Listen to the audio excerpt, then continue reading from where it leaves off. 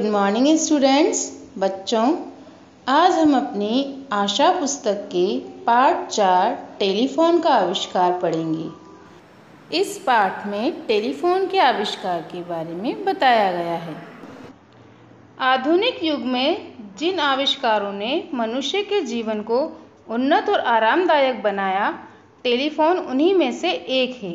यह दूर बैठे मित्रों और संबंधियों से बात करने का एक ऐसा साधन है जिसका महत्व दिन प्रतिदिन बढ़ता ही जा रहा है। आज दुनिया में शायद ही कोई व्यक्ति हो जो टेलीफोन के बारे में नहीं जानता हो। टेलीफोन के आविष्कार से मानो सारी दुनिया एक ग्राम का रूप ले चुकी है। हम दिल्ली में बैठे हों और उसी समय यदि इच्छा हो तो अमेरिका में बैठे किसी व्यक्ति से बात कर सकते हैं। कितना अनोखा है टेलीफोन का आविष्कार। आधुनिक युग में अनेक आविष्कार हुए जिसका मनुष्य को बहुत फ़ायदा हुआ और उसका जीवन बहुत आरामदायक बना, और उनमें से एक आविष्कार है टेलीफोन का, जिसके द्वारा हम अपने मित्रों और संबंधियों से दूर बैठे हुए ही बात कर सकते हैं। आज कोई भी व्यक्ति हो, चाहे वो दिल्ली में बैठा हो या और उसकी इच्छा अमेरिका में बैठे किसी व्यक्ति से बात करने की हो, तो वो टेलीफोन के द्वारा आसानी से कर सकता है। तो टेलीफोन की जो आविष्कार है, आविष्कार मतलब खोज, तो टेलीफोन की खोज ने इस पूरी दुनिया को एक ग्राम यानी गांव का रूप दे दिया है। कहते हैं कि आवश्यकता आविष्कार की जननी है। टेलीफोन के आविष्कारक अलेक्जेंडर ग्राहम बेल थे। 18वीं सदी में उनका जन्म स्कॉटलैंड में एक संपन्न परिवार में हुआ था। बचपन से ही वे धुन के पक्के थे। एक बार वे अपने मित्रों के साथ आटा पीसने के एक कारखाने में गए। कारखाने के मालिक ने उन्हें और उनके सभी मित्रों को गेहूं की एक एक बाली दी। ग्राहम बेल घर आकर गेहूं की बाली के बारे में सोचने लगे। कहा जाता है कि आवश्यकता आविष्कार की जननी है, अर्थात जब कोई आवश्यकता होती है तो कोई नई खोज अवश्य हो जाती है। टेलीफोन का आविष्कार अलेक्जेंडर ग्राहम बेल ने किया था। 18वीं सदी में उनका जन्म स्कॉटलैंड में हुआ था। एक संपन्न यानी धनी परिवार में हुआ था। बचपन से ही वो कैसे थे, वो बहुत लगन के पक्के थे। धुन मतलब लगन। एक बार वो अपने मित्रों के साथ कहाँ गए, आटा पीसने के कारखाने में गए, और वहाँ उन्होंने कारखाने का जो मालिक है उसने उन्हें गेहूं की बालियाँ दी। ग्राहम बेल और उसके मित्र उन बालियों को लेकर घर आ गए और ग्राहम बेल उस बाली को देखकर कुछ सोचने लगे। वे सोच रहे थे कि इस बाली से दाना कैसे निकाला जाए। वे नाखून काटने वाली निहन्नी से बाली को काटने लगे। परिणाम स्वरूप उस बाली से दाने निकलने लगे। इस घटना से ग्राहम बेल इतने उत्साहित हुए कि उन्होंने कारखाने के मालिक को एक पत्र भेज दिया। उन्होंने लिखा कि गेहूं की बाली से दाना निकालने की एक मशीन बन सकती है। कारखाने के मालिक ने गेहूं की बाली से दाना निकालने की मशीन बनवाई, जिससे उनका काम काफ़ी आसान हो गया। ग्राहम बेल उच्च शिक्षा प्राप्त करने के लिए लंदन गए।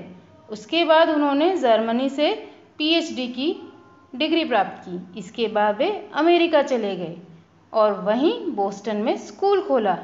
इस स्कूल में गूंगे बहरों को पढ़ाने का प्रशिक्षण दिया जाता था। उन्होंने एक बहरी लड़की से शादी भी कर ली। यह बहरी लड़की उनके टेलीफोन के आविष्कार में प्रेरणा साबित हुई। अब ग्राहम बेल जो गेहूं की बाली लेके आए थे, उसको देख के वो सोच रहे थे कि इस बाली से दाना कैसे निकालूं मैं। तो उन्होंने नाखून काटने वाली निहन्नी, मतलब जिससे हम नाखून काटते हैं, उससे वो गेहूं को काटने लगे। उससे क्या हुआ कि बाली से दाने निकल आए। तो उस घटना से ये हुआ कि ग्राहम बेल ने उस कारखाने के मालिक को पत्र लिखकर कहा कि आपके लिए मैं एक गेहूं की बाली से दाना निकालने वाली मशीन बना सकता हूं। तब कारखाने के मालिक का काम आसान हो गया और उसने वो मशीन बनवा ली। ग्राहम बेल उच्च शिक्षा यानी ऊंची शिक्षा प्राप्त करने के लिए और अधिक शिक्षा प्राप्त करने के लिए लंदन चले गए।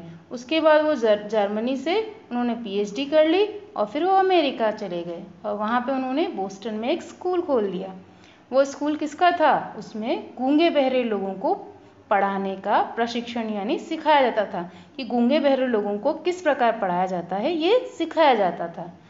वहीं पे उन्होंने एक लड़की जो बहरी थी उससे शादी कर ली और वो उनकी जो पत्नी थी वो ही उनके टेलीफोन के आविष्कार में उनकी प्रेरणा साबित हुई। ग्राहम बेल अक्सर सोचने लगे कि कुछ व्यक्तियों की सुनने की शक्ति क्यों चली जाती है।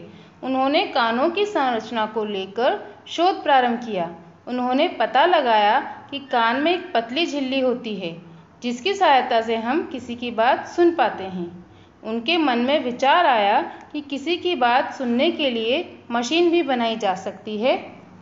ग्राहम बेल अक्सर मतलब हमेशा ये सोचते थे कि जो कुछ व्यक्ति हैं वो सुन क्यों नहीं पाते हैं।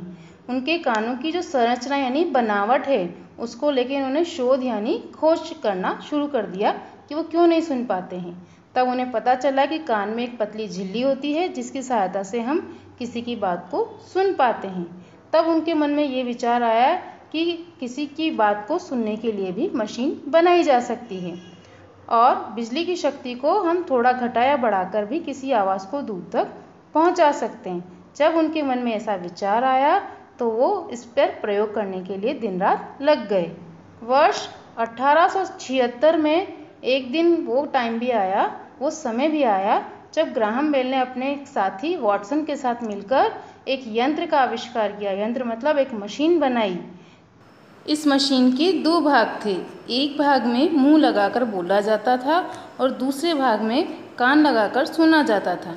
जब ग्राहम बेल ने इस मशीन का प्रयोग करके उसका एक भाग अपने मुंह में लगाकर बोला और वॉटसन ने इस यंत्र के दूसरे भाग को कान पर लगाकर उसकी बात सुनी तो दोनों बहुत अधिक खुश हुए। उनका टेलीफोन का आविष्कार सफल हुआ। बोस्टन में एक प्रदर्शनी में जब ब्राज़ील के सम्राट ने इस मशीन को देखा तो उन्होंने इसे एक आश्चर्यजनक खोज बताया। ग्राहम बेल लगातार अपने इस यंत्र में सुधार करते रहे और उनके पास टेलीफोन बनवाने वाले अनेक लोग आते थे। उनका यह काम खूब चला और उन्हें बहुत अधिक धन दौलत तथा प्रतिष्ठा प्राप्त हुई। बच्चों, ये हमारा पार्ट 4 टेलीफोन का आविष्कार अब पूर्ण होता है। आप सभी से फिर से पढ़िएगा। Thank you.